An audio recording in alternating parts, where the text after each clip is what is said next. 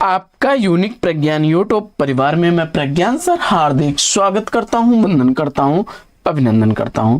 प्यारे साथियों, सुबह के 5 बज चुके हैं और जिस प्रश्नोत्तरी 50 का आप बेसब्री से करते हैं इंतजार, आपकी चहती प्रश्नोत्तरी 50 लेकर के आपके बीच उपस्थित हूं।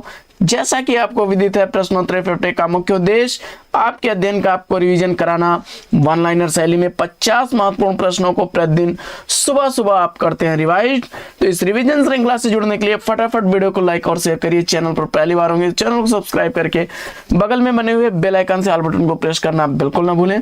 तो साथियों, बिना समय गंवाए प्रारंभ करेंगे आज की पाठचर्या, लेकिन उससे पूर्व देखेंगे आज का सकारात्मक विचार। और आज का मॉर्निंग कोट्स है कि आपकी सफलता और असफलता आपके कर्म और विश्वास पर निर्भर करती है। जिस दिशा में आपके विचार होते हैं साथियों, धीरे धीरे उसी दिशा में अगर आप सफलता की तरफ विचार करेंगे तो सफलता, और असफलता की तरफ विचार करेंगे तो असफलता प्राप्त करेंगे। तो जीवन में आप अपने विश्वास, अपने कर्म और अपने कार्य को सकारात्मक दिशा में प्रेरित करिए, निश्चित सफलता मिलेगी। इसी मॉर्निंग कोट्स के साथ प्रारंभ करते हैं शायद प्रश्नोत्तरी 50 को और देखते हैं आज का पहला प्रश्न।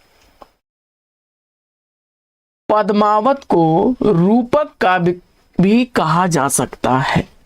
पद्मावत को रूपक काव्य भी कहा जा सकता है, यह कथन किसका है?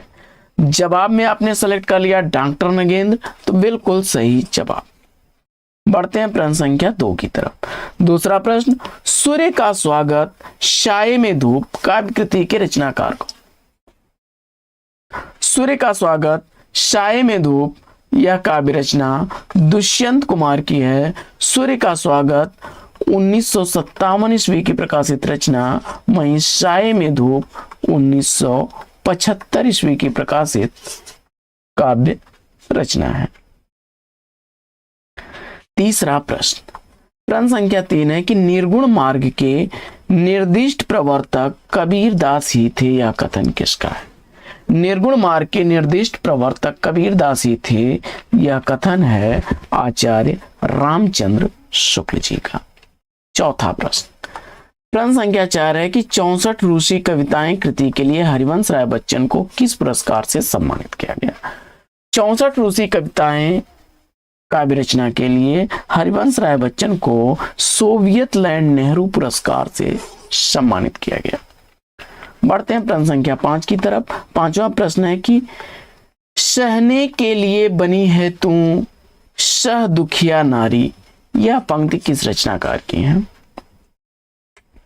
मैथिली शरण गुप्त की यह पंक्तियां विष्णु प्रिया से अवतरित पंक्तियां हैं। छठवां प्रश्न है कि सीढ़ियों पर धूप काव्य कृति के रचनाकार कौन है? सीढ़ियों पर धूप काव्य रचना रघुवीर सहाय की काव्य रचना है। 1960 ईस्वी इस काव्य रचना का प्रकाशन वर्ष है। सातवां प्रश्न है कि समकालीन कविता आंदोलन का प्रवर्तक किसे माना जाता है? समकालीन कविता आंदोलन के प्रवर्तक के रूप में डॉक्टर विश्वंभर उपाध्याय जी हैं। 1976 ईस्वी में अपनी पुस्तक समकालीन की कविता की भूमिका के माध्यम से इन्होंने इस आंदोलन का प्रवर्तन किया। समकालीन कविता की भूमिका के माध्यम से इन्होंने समकालीन कविता आंदोलन का प्रवर्तन 1976 ईस्वी में डॉक्टर विश्वंभर उपाध्याय जी ने किया। आठवां प्रश्न है कि कल सुनना मुझे काव्य कृति के रचनाकार कौन है? कल सुनना मुझे काव्य रचना सुदामा पांडे धूमिल की काव्य रचना है। 1976 ईस्वी इस रचना का प्रकाशन वर्ष।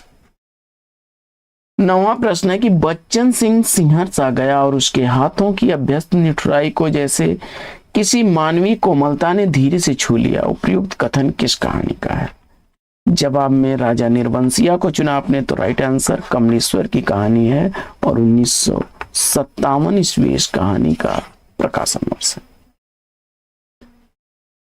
10वां प्रश्न है कि सृजन की थकन भूल जा देवता अभी तो पड़ी है धरा यत बनी, यह पंक्तियां किस रचनाकार की हैं? सृजन की थकन भूल जा देवता अभी तो पड़ी है धरा यत बनी, यह पंक्तियां धर्मवीर भारती की हैं। 11वां प्रश्न कि अंधाधुंध मचौ सब दिशा, मानहु राजा रहत विदिशा। यह पंक्तियां किस रचनाकार की हैं?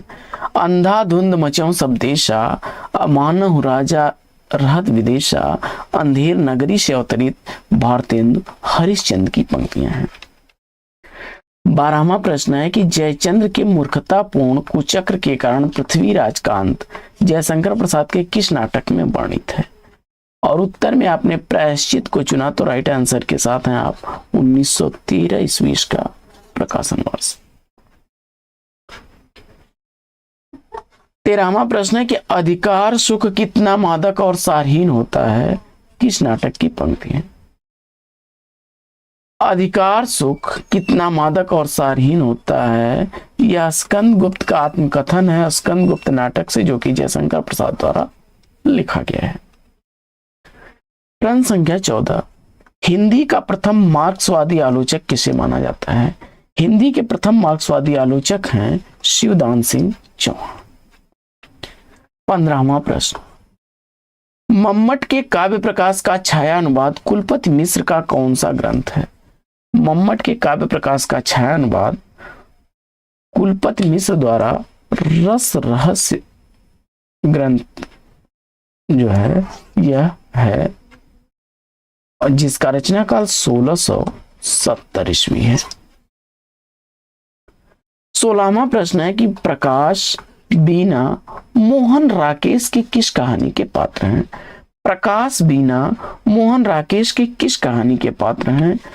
एक और जिंदगी कहानी चुन करके आपने राइट आंसर दिया है। 17वां प्रश्न है कि डॉक्टर सर्वेश्वर दयाल सक्सेना की कविता खूंटियों पर टंगे लोक काव्यकृति के लिए कौन सा पुरस्कार दिया गया?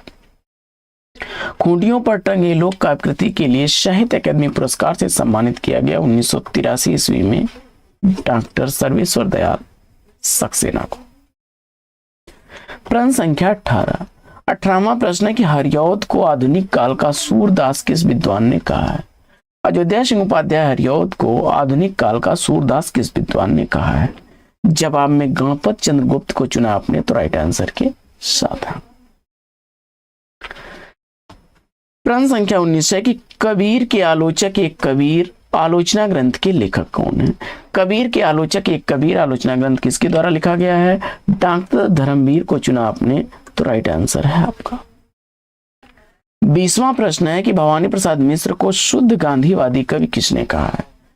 भवानी प्रसाद मिश्र को शुद्ध गांधीवादी कवि किसने कहा है? जवाब में रामधारी सिंह दिनकर को कहा आपने, तो राइट आंसर के साथ है। प्रश्न संख्या 21 है कि अतएव दो बालिका पूर्ण कगारों के बीच एक निर्मल स्रोत स्विनी का रहना आवश्यक है, यह संवाद चंद्रगुप्त नाटक के किस पात्र का है? जवाब में चाणक्य को चुना आपने, तो राइट आंसर। 22वां प्रश्न है कि काव्य की पूर्ण अनुभूति के लिए कल्पना का व्यापार कवि और श्रोता दोनों के लिए, यह कथन किसका है? रामचंद्र शुक्ल उत्तर चुना आपने, तो राइट आंसर है आपका।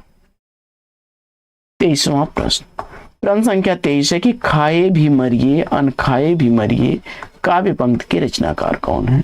खाए भी मरिए अनखाए भी मरिए काव्य रचना गोरखनाथ की है। 24वां प्रश्न है कि साहित्यकार की आस्था तथा अन्य निबंध ग्रंथ के निबंधकार कौन है? साहित्यकार की आस्था तथा अन्य निबंध ग्रंथ लिखा गया है महादेवी वर्मा द्वारा। 25वां प्रश्न है कि खोई हुई दिशाएं कहानी संग्रह के लेखक कौन है? खोई हुई दिशाएं कहानी संग्रह कमलेश्वर द्वारा लिखा गया है और 1963 ईस्वी का प्रकाशन वर्ष। प्रश्न संख्या 26 है कि कविता का अर्थात आलोचनात्मक कृति के लेखक कौन है? जवाब में परमानंद श्रीवास्तव को चुना आपने, तो राइट आंसर के साथ है। प्रश्न संख्या 27, आलोचना भी रचना है कृति के लेखक कौन है? आलोचना भी रचना है, या काशीनाथ सिंह की रचना है। प्रश्न संख्या 28 है कि पंचवटी प्रसंग निराला के किस काव्य संग्रह में संकलित कविता है? पंचवटी प्रसंग परिमल में संग्रहित रचना है, 1930 ईस्वी का प्रकाशन वर्ष। प्रश्न संख्या 29 है कि अंजलि और अर्घ किसके जीवन पर आधारित रचना है? अंजलि और अर्क का रचनाकार आपने मैथिली शरण गुप्त को चुना, तो राइट आंसर है मैथिली शरण गुप्त जी ने महात्मा गांधी जी के जीवनी को अंजलि और अर्घ नाम से दिया है। 1950 ईस्वी इस रचना का प्रकाशन वर्ष है। प्रश्न संख्या 30 है कि कविता दो शब्दों के बीच नीरवता में रहती। काव्य भाषा के संदर्भ में यह मत किस विद्वान का है? जवाब में अज्ञेय को चुना आपने, तो राइट आंसर के साथ। प्रश्न संख्या 31 है कि बादलों में बारूद किस विधा की रचना है? बादलों में बारूद यात्रा साहित्य विधा की रचना है। मधुकांकरिया द्वारा 2015 ईस्वी की प्रकाशित यह रचना है। प्रश्न संख्या 32 है कि काव्य की रीत सीखी सुकविन शोधे की सुनी बहुलोक की बातें, इस काव्योक्ति के कवि कौन है? जवाब में भिखारी दास को चुना आपने, तो राइट आंसर है काव्य निर्णय से अवतरित यह पंक्तियां हैं। अंधा युग किस नाट्य विधा के अंतर्गत आता है? तो अंधा युग धर्मवीर भारती द्वारा लिखा गया गीत नाट्य अथवा काव्य नाट्य है। 1955 ईस्वी इसका प्रकाशन हुआ। प्रश्न संख्या 34 है कि फूल नहीं रंग बोलते हैं किसकी रचना है? फूल नहीं रंग बोलते हैं यह केदारनाथ अग्रवाल की रचना है और 1965 ईस्वी इस रचना का प्रकाशन हुआ। प्रश्न संख्या 35 है कि आपका बंटी उपन्यास में किस मुख्य समस्या को उजागर किया गया है? आपका बंटी उपन्यास में किस मुख्य समस्या को उजागर किया गया है? जवाब में तलाक से जुड़ी बाल समस्या को, तो राइट आंसर के साथ। प्रश्न संख्या 36 रजत शेखर गीत नाट्य के रचनाकार कौन है? रजत शेखर गीत नाट्य सुमित्रानंदन पंत की रचना है और 1952 ईस्वी इस रचना का प्रकाशन हुआ। प्रश्न संख्या 37 है कि खादी के फूल काव्य कृति के रचयिता कौन है? खादी के फूल काव्य रचना हरिवंश राय बच्चन की रचना है और 1948 ईस्वी इस रचना का प्रकाशन वर्ष। प्रश्न संख्या 37 है कि उक्ति व्यक्ति प्रकरण के रचनाकार कौन है? दामोदर शर्मा उत्तर बताया आपने, तो बिल्कुल सही जवाब। अगला प्रश्न प्रश्न संख्या 38 है कि यादों की तीर्थ यात्रा सृजन के शीत संस्मरण के रचनाकार। जवाब में विष्णु प्रभाकर को चुना आपने, तो राइट आंसर है यादों की तीर्थ यात्रा 1981 ईस्वी की प्रकाशित रचना है। वहीं सृजन के शीत 1990 ईस्वी की प्रकाशित रचना है। अगला प्रश्न है कि मांग की खईबों मसीत के सईबों लयबों को एक न दैबों को देव, यह पंक्तियां किस रचना से अवतरित है? तुलसीदास द्वारा रचित कवितावली से अवतरित यह पंक्ति है। प्रश्न संख्या 40 बेकन के निबंधों का अनुवाद बेकन विचार रत्नावली नाम से किसने किया? काफी चर्चित काफी रिपीटेड प्रश्न महावीर प्रसाद द्विवेदी उत्तर चुन करके बिल्कुल सही जवाब दिया। प्रश्न संख्या 41 है कि कटरा बियारजू उपन्यास के उपन्यासकार कौन है? कटरा बियारजू उपन्यास राही मासूम रजा द्वारा लिखा गया 1978 ईस्वी का प्रकाशित उपन्यास है। अगला प्रश्न संख्या 42 है कि मोहन राकेश द्वारा रचित किस नाटक को 1959 ईस्वी में सर्वश्रेष्ठ नाटक के लिए संगीत नाटक अकादमी पुरस्कार से सम्मानित किया गया? जवाब में आषाढ़ का एक दिन आपने चुना, तो राइट आंसर के साथ। अगला प्रश्न रश्मि रेखा अपलक काव्य कृतियों के रचयिता कौन है? रश्मि रेखा अपलक बालकृष्ण शर्मा नवीन की रचनाएं हैं। रश्मि रेखा 1951 ईस्वी की प्रकाशित रचना, वहीं अपलक 1952 ईस्वी की प्रकाशित रचना है। प्रश्न संख्या 44 है कि आत्मोत्सर्ग काव्य कृति की रचयिता कौन है? आत्मोत्सर्ग काव्य रचना सियाराम शरण गुप्त की रचना है। 1931 ईस्वी इस रचना का प्रकाशन वर्ष है। अगला प्रश्न है कि महादेवी वर्मा को भारत भारती सम्मान किस वर्ष दिया गया? महादेवी वर्मा को भारत भारती सम्मान से सम्मानित किया गया 1982 ईस्वी में। मार्क्सवादी साहित्य चिंतन पुस्तक के लेखक कौन है? मार्क्सवादी साहित्य चिंतन पुस्तक लिखी गई है शिव कुमार मिश्र द्वारा। अगला प्रश्न है कि न भूतो न भविष्यति उपन्यास के लेखक कौन है? न भूतो न भविष्यत यह उपन्यास लिखा गया है नरेंद्र कोहली द्वारा। व्यास सम्मान से सम्मानित 2012 ईस्वी की प्रकाशित यह रचना है। प्रश्न संख्या 48 है कि जितने लोग उतने प्रेम काव्य कृति की रचनाकार कौन है? जितने लोग उतने प्रेम काव्य रचना लीलाधर जगुड़ी की रचना है। प्रश्न संख्या 49 है कि पृथ्वी का कृष्ण पक्ष काव्य कृति के लेखक कौन है? पृथ्वी का कृष्ण पक्ष काव्य रचना कैलाश वाजपेयी की रचना है। प्रश्न संख्या 50 है कि एक कहानी अभी आत्मकथा की लेखक कौन है? एक कहानी अभी आत्मकथा मन्नू भंडारी द्वारा लिखी गई रचना है। और अंधा युग नाटक के नाटककार कौन है? जवाब में लक्ष्मी नारायण लाल को चुना आपने, तो राइट आंसर के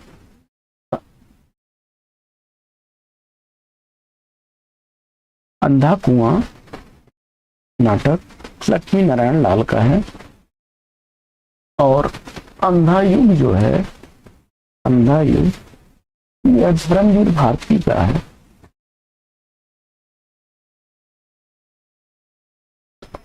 तो साथियों, आज की इस पाठचर्या में लेंगे यहीं पर विराम। फिर मिलेंगे आपसे अगले वीडियो में एक नए प्रकरण, एक नया टॉपिक, एक नए अंदाज में। तब तक के लिए लेते हैं आपसे विदा। आपका जीवन मंगलमय हो। बेस्ट विशेष, बेस्ट ऑफ लक। जय हिंद साथियों।